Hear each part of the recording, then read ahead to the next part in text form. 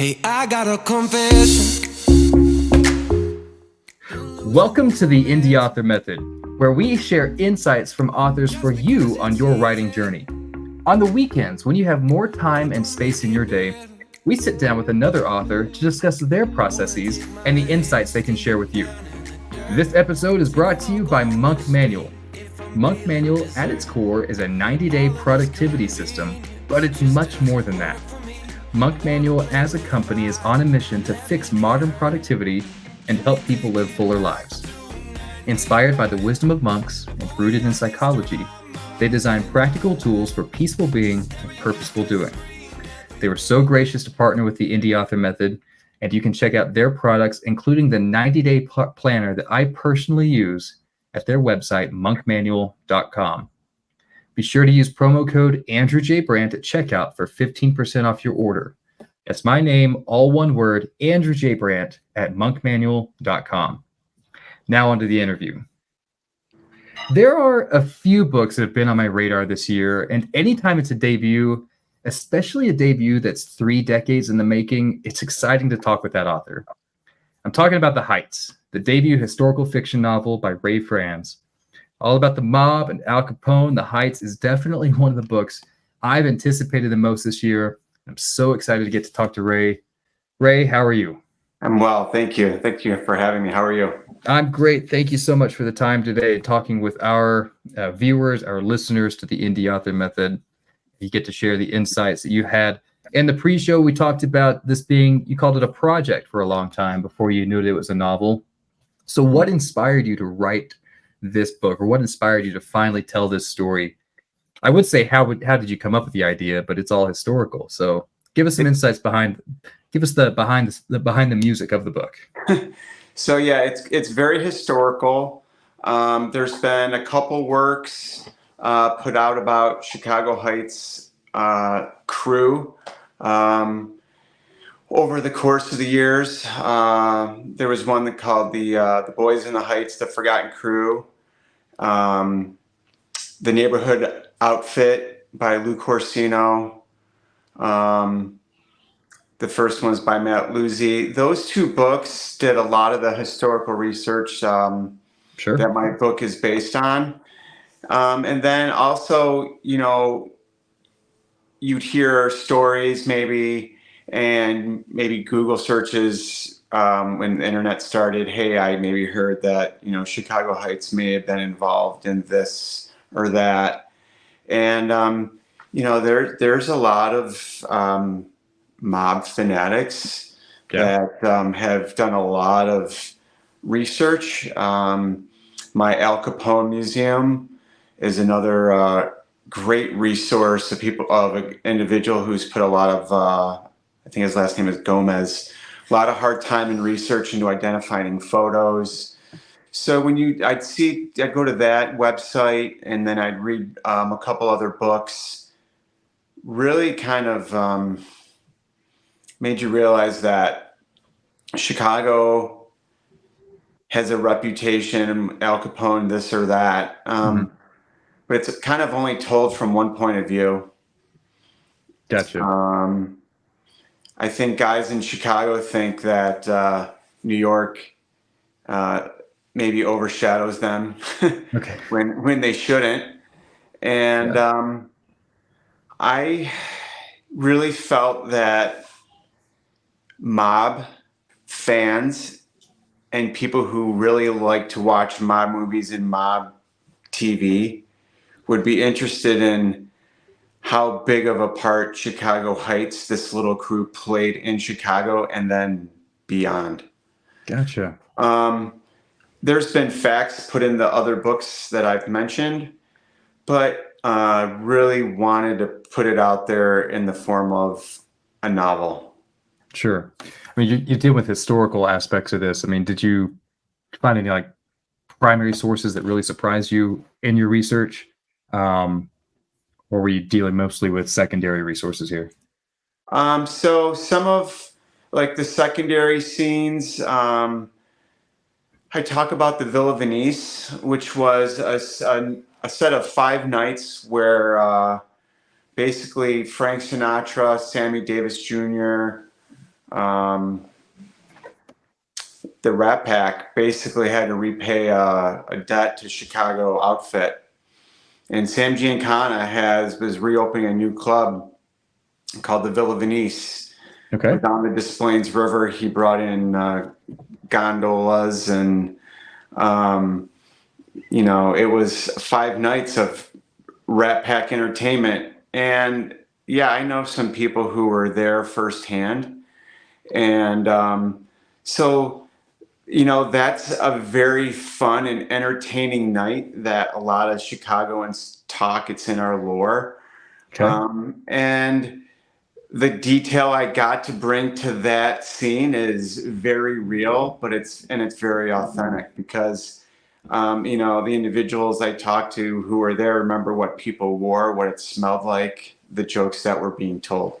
So Yeah. that's really fun. And then as far as like the dirty work, and as far as the mob hits and all that, a lot of that came from previous work, The Boys in the Heights by Matt Luzzi. Okay. So you get a lot of the detail came from a lot of that historic detail came from him, and then a few other books. Sure. Mm-hmm. In the pre-show, before we hit record, you were talking about how you called this the project. You didn't know if it was going to be a book or what. At what point during your research or during your brainstorming and figuring this out, did you decide that it was going to be a historical novel and not necessarily a historical telling of some of this mob history? I think I may have been having a conversation with one of my sisters. I think she said, you should write a book. Yeah. And I said, well, the book's kind of already been written. And then I was actually speaking to the author, Matt Luzzi, on the phone personally. And he actually encouraged me to kind of write a novel. Him knowing that I would base a lot of my fact on his research. Sure. But there's a lot of personal stories that we were able to add a lot of color and make a novel out of his. It's a historical press. His work is like a historical press. Mm-hmm.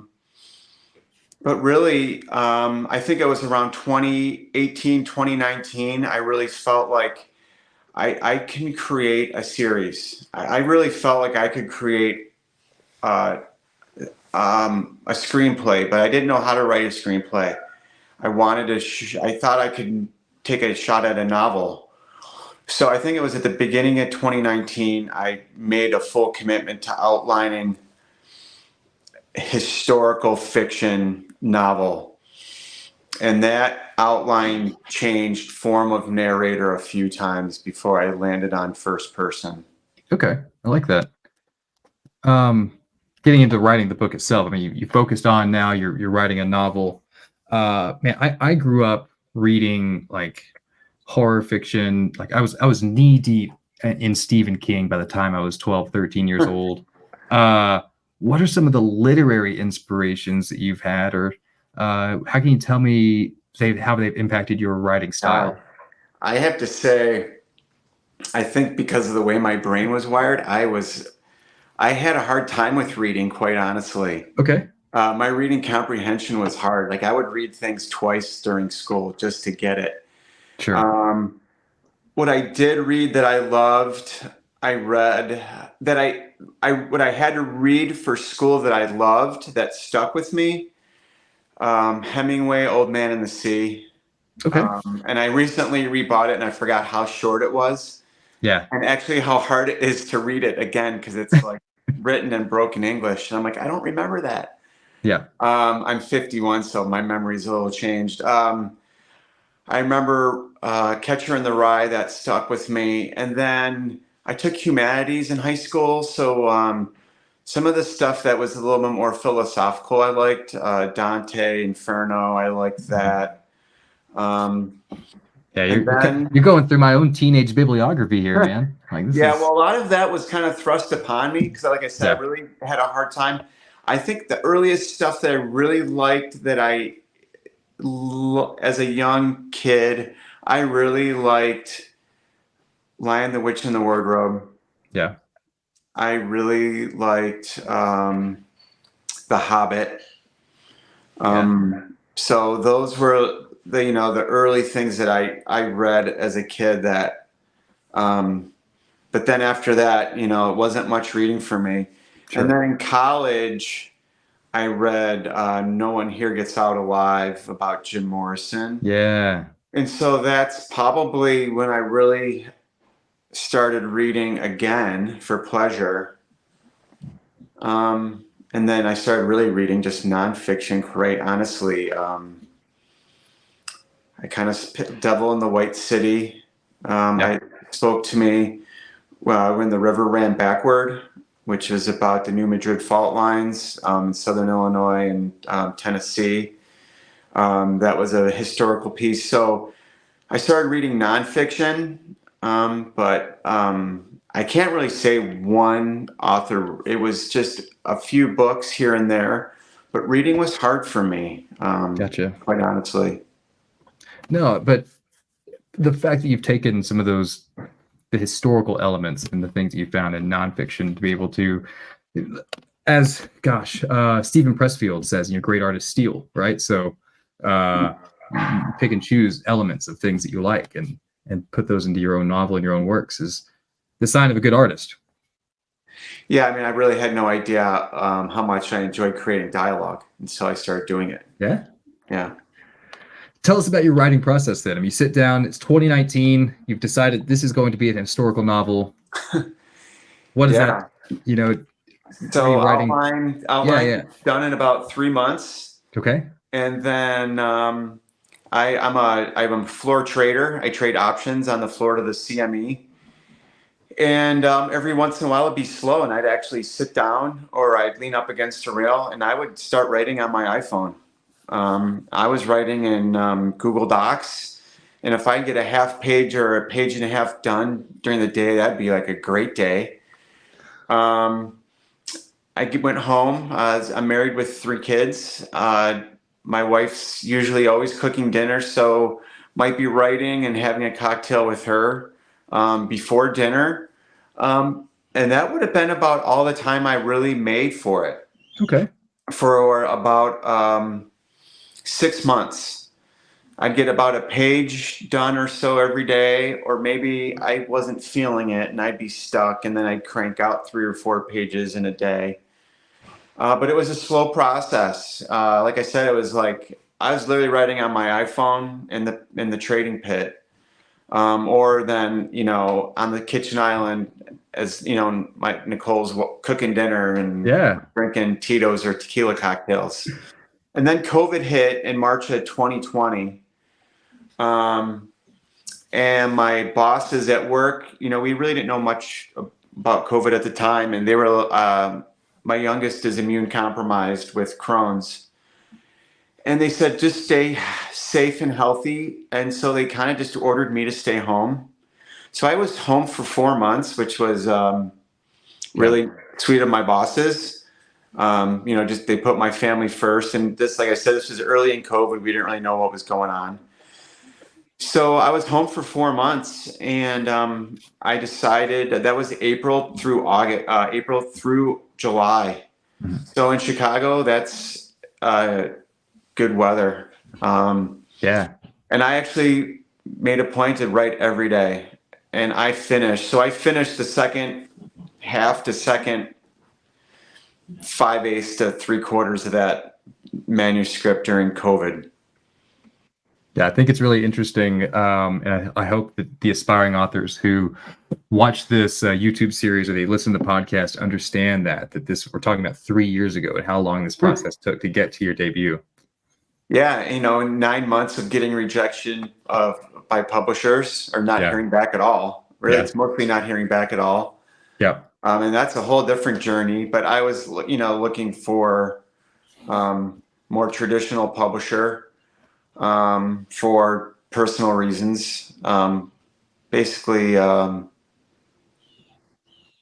wanted validation. Gotcha. So, but that's, like I said, that's a whole personal thing, and that's No right or wrong answer, quite honestly. That's a part that, my journey was to get published. So Sure. I kind of made it as hard as possible, probably on myself. I usually ask, what's the message or takeaway you'd like for readers to get from this book? But because it's historical fiction, because we're talking more about, the history of the mob here, can you give us a bit of and I even hate asking this question, but can you give us a synopsis of what we can expect as readers from the Heights? Yeah, so it takes place from 1913 to 1971.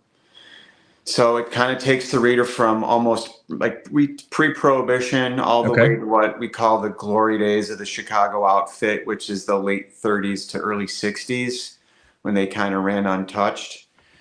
It's very raw. The storytelling is pretty real. It's like a first-person memoir.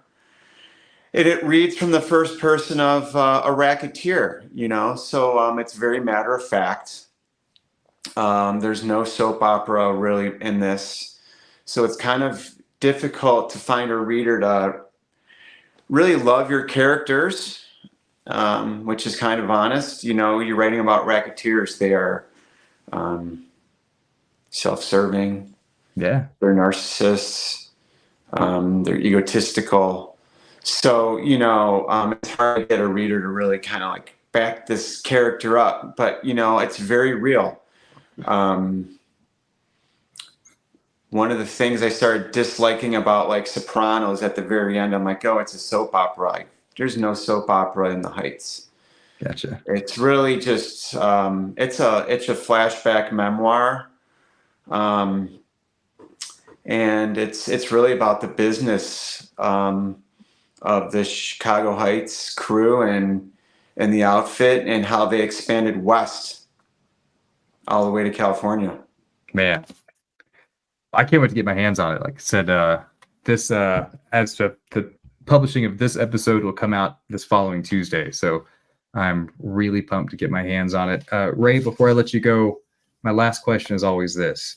It's going to happen to you, and I'm sure it already has because you've been to a few book festivals now. But somebody's going to come up to you with a copy of The Heights in their hands. It's going to be well worn and loved, and they're going to say, Ray Franze, this is my favorite book of all time.